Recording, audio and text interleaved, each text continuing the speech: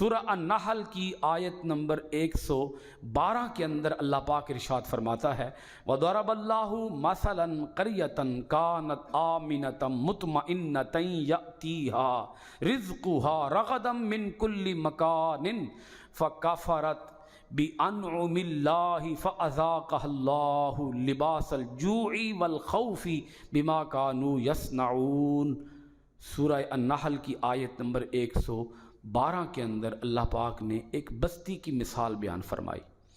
فرمایا اللہ نے بیان فرمائی ہے ایک مثال، وہ یہ کہ ایک بستی تھی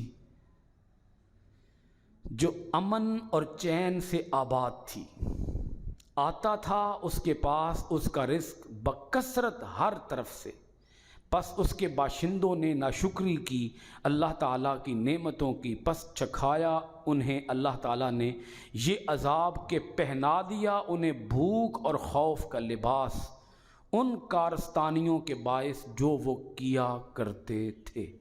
بستی تھی، ایک بڑی خوشحال بستی تھی، ہر طرف سے رزق آتا تھا، پھل آتے تھے، سبزیاں آتی تھیں، چاروں اطراف سے بکثرت پھل آتے تھے، اناج آتا تھا، غلہ آتا تھا، غذا کی فراوانی تھی، وہاں کوئی بھوک نہیں تھی، افلاس نہیں تھا، غنڈہ گردی نہیں تھی، بدمعاشی نہیں تھی، امن تھا، چین تھا، راحت کی زندگی لوگ جی رہے تھے۔ یہاں یہ سمجھ لیجئے بات، یہ کس بستی کی بات ہو رہی ہے؟ اس کے بارے میں مفسرین کرام نے دو اقوال بیان کی ہیں۔ ایک قول یہ ہے کہ اس بستی سے مراد مکہ معظمہ کی بستی ہے، اور ایک قول یہ ہے کہ اللہ تعالیٰ کسی بھی بستی کی یہ بات کر رہا ہے۔ بستی سے مراد مکہ شہر مراد لیں تو اس کا مطلب یہ بنے گا مکہ شہر کے اندر امن تھا، چین تھا، غربت نہیں تھی، افلاس نہیں تھا، لوگ خوشحال تھے، مالا مال تھے، اور پھلوں کی رزق کی فراوانی تھی، لیکن انہوں نے اللہ کی نعمتوں کی کیا کی؟ ناشکری کی۔ اہل مکہ تجارت کرتے تھے۔ اب آپ کو پتہ ہے مکہ کی جو سرزمین ہے وہ تو پتھریلی زمین ہے، وہاں تو کچھ بھی اگتا نہیں ہے، کاشتکاری وہاں نہیں ہوتی، لیکن اللہ تعالیٰ کی قدرت تھی کہ وہاں ہر طرف سے پھل آتے، اناج آتے، غلہ آتا، اور اتنی کثرت کے ساتھ آتا کہ لوگ خوشحال تھے۔ پھر انہوں نے اللہ تعالیٰ کی ناقدری کی۔ اس ناقدری کا واقعہ اللہ پاک آگے بتاتا ہے، انہوں نے کیا ناقدری کی، کیا ناشکری کی۔ ناشکری کی تو پھر کیا آیا؟ اللہ کا عذاب۔ کس صورت میں آیا؟ بھوک کی صورت میں اور خوف کی صورت میں۔ یہ بھی اللہ کا عذاب ہے، بھوک کا آنا بھی اللہ کا عذاب ہے، خوف کا آنا یہ بھی اللہ کا عذاب ہے۔ سورہ النحل کی آیت نمبر 113 کے اندر اللہ پاک نے اس بستی کی نافرمانی کا واقعہ بیان کیا کہ انہوں نے کیا نافرمانی کی، کیسے ناشکری کی اللہ کی نعمتوں کی۔ اللہ پاک نے فرمایا وَلَقَدْ جَاءَهُمْ رَسُولٌ مِّنْهُمْ فَكَذَّبُوهُ فَأَخَذَهُمُ الْعَذَابُ وَهُمْ ظَالِمُونَ، اور آیا ان کے پاس ایک رسول انہی میں سے، ایک ایسا رسول جو صرف رسول نہیں تھا، رسولوں کا بھی رسول تھا، ایک ایسا نبی جو نبیوں کا بھی نبی تھا، وہ آیا ان کے پاس، عظیم رسول جناب حضرت محمد الرسول اللہ صلی اللہ علیہ وآلہ وسلم ان کے اندر تشریف لے آئے، جلوہ گر ہو گئے انہی میں سے، وہ بھی انسان تھے اور یہ بھی بظاہر دیکھنے میں انسان تھے، بشر تھے۔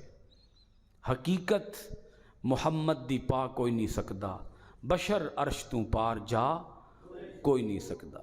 تو حقیقت کی بات نہیں کر رہا، ظاہر کی بات کر رہا ہوں۔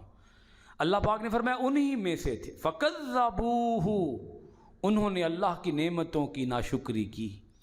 انہیں ایک بہت عظیم نعمت ملی، وہ نعمت ملی جو ساری نعمتوں کی جان ہے، وہ نعمت ملی جو ساری نعمتوں کا مرکز ہے، وہ نعمت ملی جو ساری نعمتوں کا محور ہے، وہ نعمت ہے جناب حضرت محمد الرسول اللہ صلی اللہ علیہ وآلہ وسلم کی ذات گرامی. اللہ